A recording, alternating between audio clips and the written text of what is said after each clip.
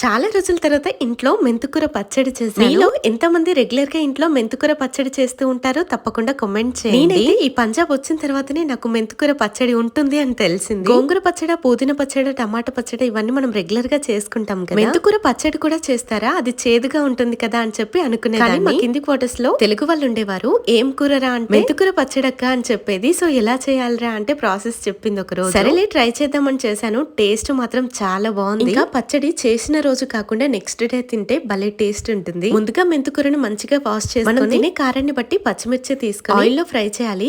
తర్వాత మెంతుకూరను కూడా అందులోనే వేసి చాలా సేపు మగ్గించాలి. మెంతుకూర చాలా సేపు ఫ్రై అయితేనే మనకి చేదు అనేది పోతుంది, టేస్ట్ కూడా చాలా కుదురుతుంది. ప్రాసెస్ మొత్తం పుదీనా పచ్చడి లాగానే ఈ మెంతుకూర పచ్చడికి ఆయిల్ ఎక్కువగానే పడుతుంది, కానీ టేస్ట్ మాత్రం చాలా బాగుంటుంది. పచ్చడి ప్రాసెస్ అంతా కంప్లీట్ అయిన తర్వాత లెమన్ జ్యూస్ యాడ్ చేస్తే పుల్ల పుల్లగా బాగుంటుంది. రెగ్యులర్ గా తింటూ ఉంటారా? కామెంట్ చేయండి. అలాగే నా వీడియో నచ్చితే లైక్ చేయండి. Thank you.